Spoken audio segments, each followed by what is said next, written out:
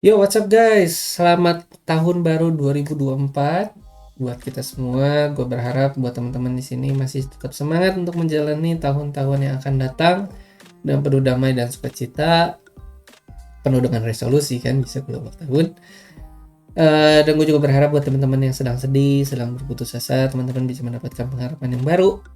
Karena gue percaya bahwa setiap dari kita masih punya masa depan yang indah untuk kita nantikan. Sedap. Oke, untuk mengawali tahun ini gue memenuhi janji gue di video gue yang sebelumnya bahwa gue akan membahas tentang apa itu sebenarnya intuisi tentang luas, panjang, dan volume. Gitu ya, selama ini kita kalau dibahas tentang uh, apa itu luas layang-layang, luas sekedar ketupat ya sekedar rumus saja, tapi sebenarnya kita nggak tahu dengan jelas luas itu apa. Ketika kita bahas tentang luas rumah ya pokoknya daerah itulah, segede itu kan maksudnya identik dengan seluas gitu ya. Jadi kita mendeskripsikan sesuatu dengan sesuatu yang berkaitan dengan dia gitu. Masih kurang jelas. Dan gue udah kepikiran ini sebenarnya sejak gue S1 dulu. Ya, waktu gue kuliah matematika pertama kali gue kepikiran ini sebenarnya luas itu bisa nggak sih dijelaskan dengan lebih intuitif, lebih jelas gitu ya, mungkin dari panjang, kemudian panjang gue jelaskan lagi dengan cara yang lain gitu. Ternyata akhirnya gue menemukan satu pendekatan yang sebenarnya cukup menarik di sini. Tapi gue juga masih nggak yakin apakah pendekatan gue ini sepenuhnya rigor gitu ya. Rigor itu maksudnya tanda kutip secara kasar perfect dalam perspektif matematik gitu ya. Mungkin teman-teman di sini melihat sebuah kekurangan dan ingin melengkapi, silakan teman-teman boleh berkomentar untuk menambahkan dan melengkapi apa yang gue sampaikan di video kali ini gitu ya. Oke, kita langsung aja mulai. Jadi untuk kita bisa memahami apa itu panjang, luas, dan volume, kita harus memahami dulu tentang titik. Jadi kita mulai dengan mencacah berapa banyak titik.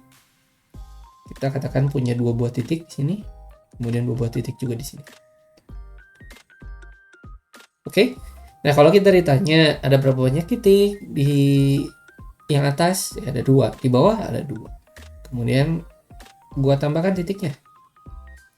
Ada 3, ada 4, ada 5, ada 4, ada 5. Teman-teman masih bisa menghitung kan berapa banyak titik yang ada di sana. Nah, apa yang terjadi jika gue melakukan proses ini berulang-ulang? Sampai di sini titiknya jadi padat sekali, hampir mendekati sebuah garis. Nah, jadi kalau gue tanya sekarang di sini ada berapa titik? Ya jawabannya garing gitu ya. Ya ada tabel hingga banyak. Tabel hingga. Tapi secara visual, secara mata, secara geometri, kita tahu jelas bahwa titik ini yang atas berbeda dengan yang bawah. Gitu ya. Ya, kalau kita udah memahami tentang konsep panjang, kita akan bilang yang bawah akan lebih panjang daripada yang atas. Nah, tapi gue memahaminya gini, jadi konsep panjang itu adalah sebuah konsep ukuran yang diberikan oleh para ahli geometri untuk bisa menjelaskan bukan sekedar berapa banyak titik di sana. Karena kalau kita cuma bisa berhenti di ada berapa banyak titik, ya jawabannya cuma tabel hingga banyak. Kita nggak bisa berbicara lebih tentang perbedaan yang signifikan dari sebuah garis yang atas dengan garis yang bawah. Jadi oleh sebab itu, gue berpikiran bahwa diperlukan sebuah ukuran yang untuk bisa menjelaskan gap ini. Nah, jadi muncullah yang disebut dengan konsep panjang. Jadi kita bisa menjelaskan kalau misalkan ini panjangnya L1, ya yang ini kita sebut dengan L2, dengan L2 lebih panjang, lebih besar dari L1. Seperti itu, kira-kira. Nah, dari sini kita kemudian bisa membahas tentang apa itu luas.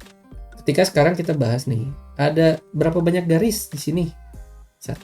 Kita mulai dengan sekarang mencacah titik, sekarang mencacah garis. Ada 2 buah garis, 3 buah garis, 4 buah garis, 5 buah garis. Kita masih bisa hitung gitu kan? K kali L panjang garisnya gitu ya. K-nya bilangan asli. 2L, 3L, 4L, 5L. Misalkan ini L gitu ya. 6L, 7L dan sebagainya. Tapi sekarang bagaimana kalau kita melakukan proses yang sama berulang-ulang? Kita tambahkan terus garis-garis ini sampai padat sekali.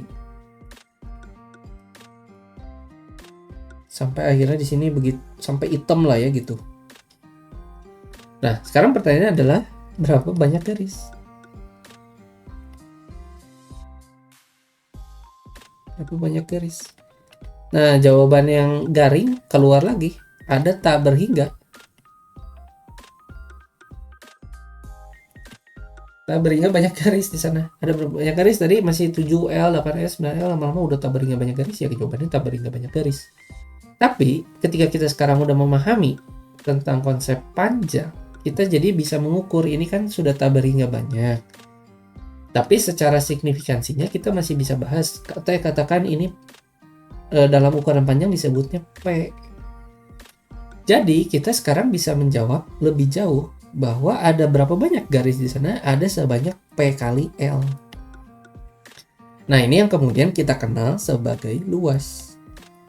That's why kenapa di video gue yang sebelumnya gue memulai video dengan membahas tentang asumsi bahwa luas persegi panjang adalah P kali L.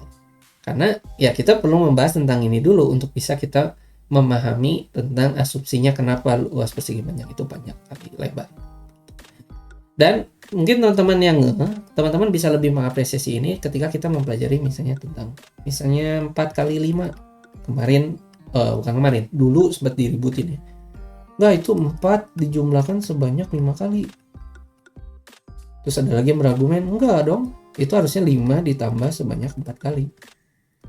Ya buat gue sebagai mahasiswa S3 ini sebenarnya sama aja, nggak peduli gitu ya, mau 4 5 kali, 5 4 kali sama aja.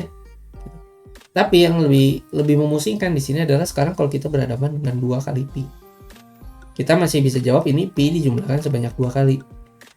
Tapi sebaliknya bisa nggak? Nggak bisa kan? Kita nggak bisa menjumlahkan 2 sebanyak pi kali. Apa maksudnya pi kali? Kita jadi ketika kita berangkat dari bilangan asli ke bilangan real, kita sudah tidak bisa lagi membahas tentang penjumlahan berulang. Nah, konsep yang serupa, fenomena yang serupa pun terjadi pada saat panjang kali lebar. Awalnya kita masih bisa mencacah 5L, 2L, 4L, 7L, 8L, 11L, dan seterusnya. Tapi ketika kita sudah membicarakan tentang suatu konsep, ya bilangan real kan ada berkaitan dengan ketak terhinggaan di sana gitu ya. Ini juga sama gitu, ketika sudah masuk ke ranah tak berhingga, kita udah nggak bisa menjelaskan lagi tentang pencacahan atau penjumlahan berulang gitu.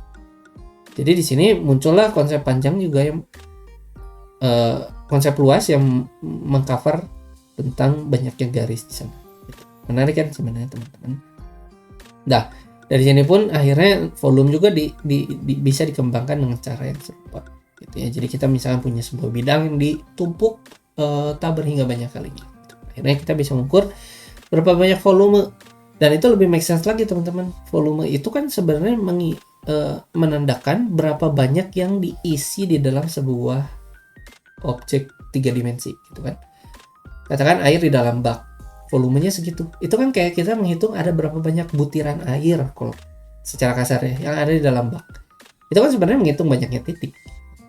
Menghitung banyaknya titik ada tak berhingga kali, tapi in a sense of geometry kita bahasnya itu sebagai volume. Oke, teman-teman. Nah, gue berharap bahwa konsep pendekatan yang gue pikirkan ini bisa jadi satu inspirasi lagi buat kita untuk bisa melihat, wah, matematika itu ternyata begitu ya.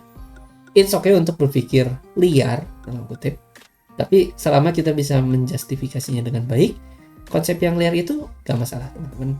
Bahkan sebenarnya ya, ketika kita nggak bisa menjustifikasi itu dengan baik, imajinasi liar itu juga bisa membantu kita untuk bisa mengembangkan matematika itu lebih jauh. Kalau kita hanya berpikiran kaku gitu, kita tidak berani untuk berpikir yang lebih jauh dari itu, kita tidak bisa mengembangkan matematika itu dengan lebih jauh gitu ya teman-teman. Jadi semoga ini mendorong kita semua untuk lebih cinta lagi matematika, dan yang benci matematika bisa jadi suka matematika. Ya, gue berharap seperti itu. Oke, thank you for watching this video. Gue berharap teman-teman juga jadi semakin penasaran dengan video yang nanti akan gue sampaikan. Stay tune di channel ini, jangan lupa subscribe, jangan lupa untuk share dan like video ini sehingga banyak orang yang bisa juga menonton video ini dan terinspirasi tentang melalui video gue.